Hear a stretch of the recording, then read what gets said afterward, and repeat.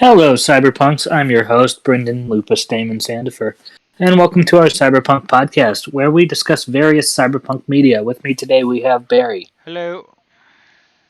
Greg, Hello. Grim, Hello. Matt, Hello. and Sammy. Hello. Alright, so today we will discuss the 2002 film Minority Report, starring Tom Cruise, Colin Farrell, Samantha Morton, Max von Sydow, and Neil McDonough. Based on a story of the same name by Philip K. Dick and directed by Steven Spielberg, this movie had a budget of $102 million and a gross of $358.4 million. With that being said, let's find out if this is cyberpunk. In April 2054, the federal government is planning to nationally implement DC's prototype pre-crime police department. Three clairvoyant humans called precogs lie in a shallow pool under sleep-inducing drugs that deprive them of external stimulus. Their thoughts are projected on screen and stored in a database. Would-be killers are imprisoned in a benevolent virtual reality state. Anderton, an agent of the pre-crime program, is predicted to kill a man he's never met. He flees the facility, prompting a manhunt led by Whitwer, a federal agent. Anderton tracks down pre-crime founder Dr. Iris Heinemann and learns that Agatha, a precog, occasionally sees a different future vision from the other two, a minority report of a possible alternate timeline. Anderton returns to pre-crime and kidnaps Agatha. He then confronts the man he's supposed to kill, who then commits suicide.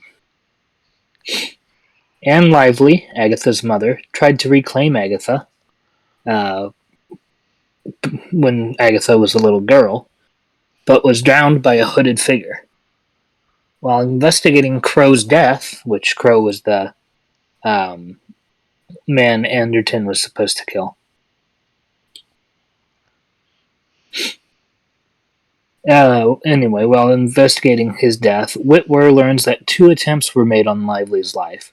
The first thwarted by pre-crime, and the second succeeded. Whitwer reports his findings to pre-crime director Lamar Burgess, who kills him without being detected since the precog system is offline. Anderton is eventually captured and imprisoned for murdering Crow and Whitwer. Burgess inadvertently reveals himself as Lively's killer.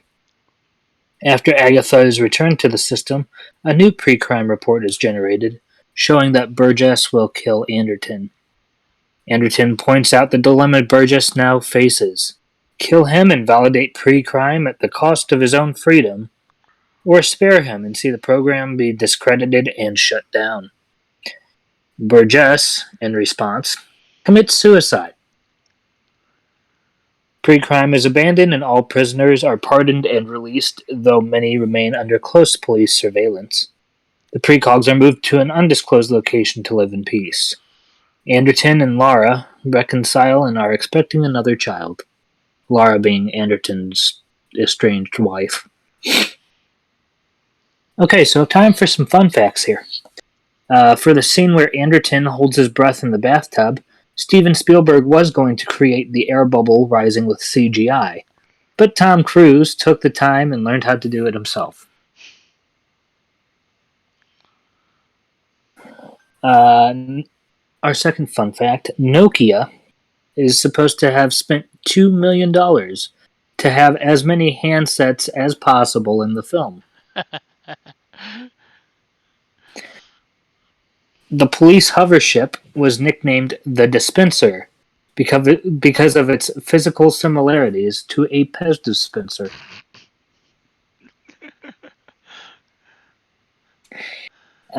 In Philip K. Dick's original short story, John Anderton is fat and balding, not at all like Tom Cruise. Well, at the time this fun fact was written. If you've seen, so the reason I say that, if you've seen recent pictures of Tom Cruise, he got fat. He's starting to look more like his character from Tropic Thunder every day. Right. Number 5, the small storage media used throughout the film are clear plastic versions of Iomega's pocket zip discs. As I stated earlier, the film takes place in April 2054. Shortly after we run out of Bitcoin. I hope. No, I mean Bitcoin actually has a deadline for you must mine it by this date or it will never be mined. Oh, cool. Yeah. This film shows technology that was not widely available at the time it came out, but is now, such as gesture control, eye, and fingerprint recognition. And most of that you can get on your phone. Yeah. And finally, the scene where Lois Smith, or Dr. Iris Heineman, kisses Tom Cruise was not scripted. Tom's reaction is of genuine surprise. With that being said, is this cyberpunk? We're going to start with Matt. Sorry, I'd hate to interrupt, but before we get into that, you missed a fun fact. It has to do with Neil McDonald, or McDonald. However you pronounce his last name. Neil McDonough? Yeah. He is since Minority Report, he's done a lot of lesser things, but is known as playing the villain Damien Dark in Flash, The Legends of Tomorrow, and the Arrow. In other words, Arrowverse. And yes, while that is true, he's also played Dum Dum Dugan in Captain America. Anyway, continuing. Is it cyberpunk, Matt? Well, not everything with cyberpunk elements is going to be cyberpunk, and since I want to say this because people may misunderstand, not everything written by Philip K. Dick is going to be cyberpunk. I just wanted to say that outright because I hear people constantly say that, and I'm like, have you read all of his work? They're not all cyberpunk. No, he was a sci-fi. Exactly. Like, so sci-fi does not make cyberpunk. This is a sci-fi film. It does not show, like we're still working on a checklist. Like we've talked about it, I think, last week at the end of the time, but, you know, we're still working on it. You're also a little echoey right now. Oh, thank you for letting me know. Let me adjust that. Hopefully that fixed it. Mostly, Did that fix it? Okay, close enough. We haven't fully gone into that yet, but I would say this has a lot of elements in it, but it doesn't have some of the elements that you would want. In a way, it's kind of a pre-cyberpunk film in that in the future, it seems like it might turn into one, but you could say that about today as well in real life. So does that make it cyberpunk? No. It doesn't really deconstruct anything of note. Big Brother is watching. I mean, that's true. Is the planet dying? I don't know. We had a lady who was making plants. She was a major part of the film. That was the one who created the kids there, right? Heineman. Yeah, Heineman. You know, didn't she poison him and then give him the antidote or something? I'm trying to remember. Yeah. Yeah. There's no digital construct that can think freely. Really? There's no AI? No. Transhumanism isn't really a thing in the film. I mean, you could kind of think the people that are sitting there are cool, but not really. The precogs really aren't, though. It's not really a dystopia, especially based on the ending. Like, if it was a dystopia, then that would have gone forward. It didn't. Although the crime, putting them into the virtual reality thing, okay, I can get that. Replacing body parts, yeah, I could get that, like interchangeability. Was it gritty? Yeah, it was kind of gritty. It could have been a lot more gritty. It was kind of shiny for the most part, but then it's a Steven Spielberg film. His futures tend to be kind of shiny. It Were they reaching the technological singularity? Not really. And breakdown of radical change in social order? Not really. Cyberspace? A little, not much. No. It is definitely not a noir either, although it has some similarities to noir, like him going to, as I said, the eye doctor, which, by the way, Peter Stormare doing his great job as always, because Peter Stormare is awesome. Love him in every film he's been in. All right. Anyway, that's it for me. The answer is nope. Okay. Sci-fi, good story, not cyberpunk. Okay, Barry. Few things about this movie. It has the little I don't know, spider-like machines that can track. That kinda leans into cyberpunk, but only kinda. It has the cars that can drive straight up the side of a building. I mean, that also kinda leans into it. It has the whole precognition. It has the touch panels he's using in there. But to be perfectly honest, the one thing I was half expecting at some point in the movie while I was watching it is when they showed someone's personal information, like their computer file or whatever, I was expecting some part of there to have a picture of the back of their head, because that's what they did in Fahrenheit 451, and the thought police from that made me think of 451 while I was watching Minority Report, and I have to say that Minority Report is about as cyberpunk and slightly more sci-fi than Fahrenheit 451, as in not cyberpunk at all. It is sci-fi, don't get me wrong, but the cyberpunk qualities of it severely lacking at the very least. Right. Greg.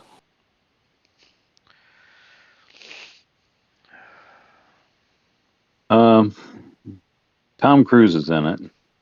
So right off the bat, I'd have to say I've never seen a film that he's been in that I would say was any aspect of cyberpunk. He does a lot of sci-fi, but I have not seen one thing that he would do that I would ever classify as being even close to cyberpunk, honestly. The film was okay, but no, I felt there were no elements in it to really make it cyberpunk. All right. Grim.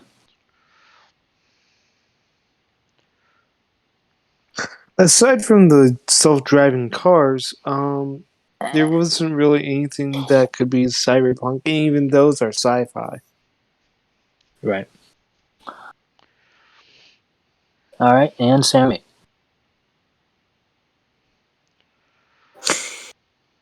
Yeah, no, not cyberpunk. No. Whole lot of Sci-fi. no's, huh? Sci-fi, sure. Yeah, it's a very heavy sci-fi movie. Not in the slightest is it cyberpunk. Right. And I also concur with the group. No, it's not cyberpunk. There might be some elements woven in there, but those also fall under sci-fi. So, sci-fi, yes. Cyberpunk, no. That being said, did it add anything to the genre? We're going to go ahead and go down the list again. So, Matt. Oh my gosh, let's see, 2002, you said? Mm-hmm. Okay, so I have to sit here and think 2002 versus things that came out after and things that came out before. I admit I didn't even think about if it added anything to Cyberpunk. I would say probably not. It added some stuff to sci-fi though. I didn't see nearly as many predicting the future, fulfilling prophecy, uh, psychics seeing you're going to kill someone before it happens, before this, as much. Like it became a very common thing to see in sci-fi. There was even the one with Nicolas Cage where he did like every version of an event and then could pick the best outcome. I don't remember what it's called, but that one. Yeah. Having backup uh, backup eyes replacement. No, that's been around. I mean, Blade Runner. I made your eyes. No, that's been around since that long. Mm-hmm. Self-driving cars. No, they'd already been talked about. Mm-hmm. Right. I personally prefer the Caves of Steel where they have the cool like tracks you have to jump on to speed up and then stand on and go really fast. That's kind of cool. You don't see that. Uh, the the whole pre-crime thing. Oh, definitely, we've seen that before. I mean, Right. knowing what you're going to do before you do it. Thought crime police has been around as long as there's been any kind of speculative alternate history fiction. And Mm-hmm. even in real life, there have been groups that have tried to predict human behavior and Yeah. terrible results that didn't work at all. Um, as for the introduction of the fact that it's Tom Cruise in it, yeah, I would say that probably makes it less cyberpunk. So that's a fair fair analysis. He does a lot of sci-fi, So, in other but words, no. not that I know of. Because Okay. even Lost in Space had the little robot things first, little Yeah. robot spider things. I can't think of Well, and another so did that the did that. Matrix. Yep. Yeah, you're right. They did too. Um, let's see. Yeah, I can't think of anything. That's it. So no, nothing. All right. If someone thinks of one, more power to you. Even the reality prison thing has been done before for being trapped inside of a virtual world. I mean, I read a book in 2000 that had that in it, and it was called Virtual War, about kids fighting a war in the future via virtual reality. And they were trapped inside this illusion. So, no, that's been done. Anyway, all right, I'll let y'all get back to it. Sorry for holding so long. All right. Barry. It's a fun diversion of an action movie, but as far as adding new content to the cyberpunk genre, it is, again, severely lacking. I'm not saying the movie is lacking in entertainment value. It is not lacking in entertainment value. It is quite the enjoyable movie, but as far as adding things to a cyberpunk facet, non existent. Agreed. All right. So far the consensus is 2 no's. Moving on to Greg. I'll make it very simple. No, it added nothing. Okay, that's 3. Graham.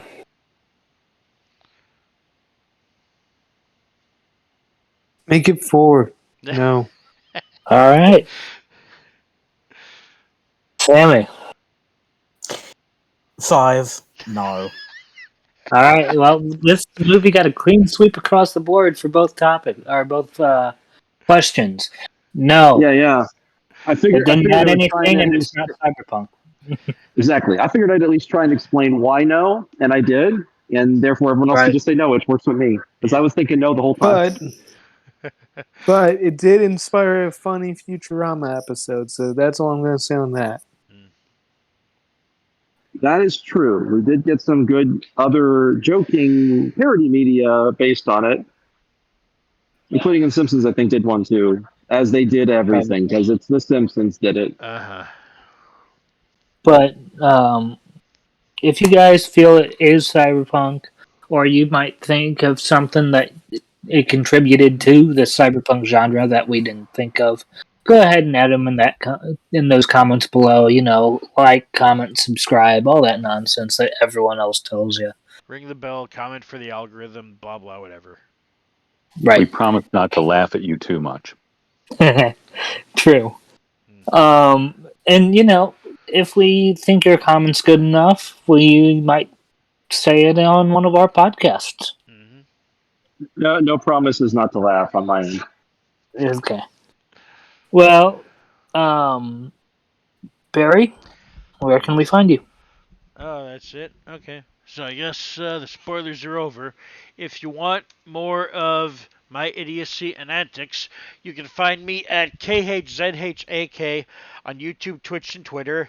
If you have video with this because you're watching on YouTube, it's there at the bottom left of the screen because um, it's just happens to be in what I'm recording for a video.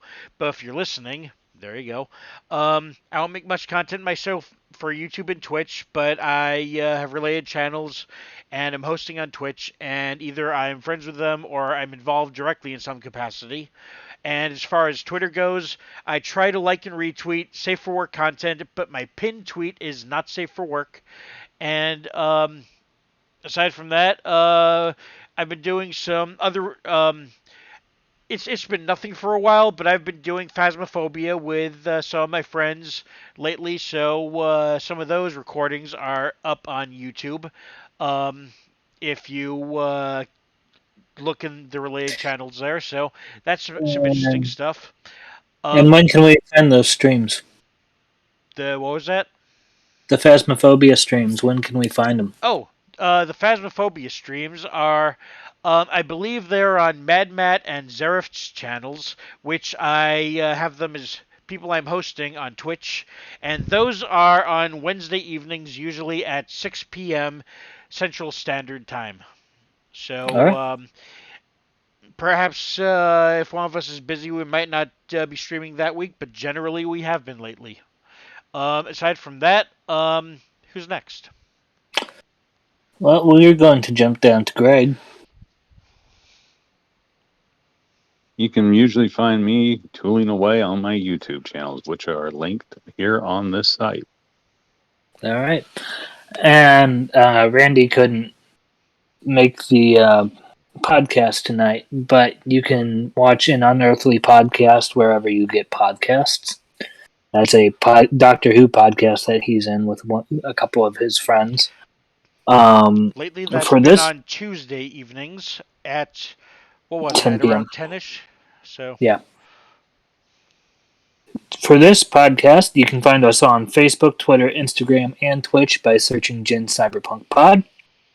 Our YouTube channel is Generation Cyberpunk. Most likely you're watching that here, or watching this there, rather.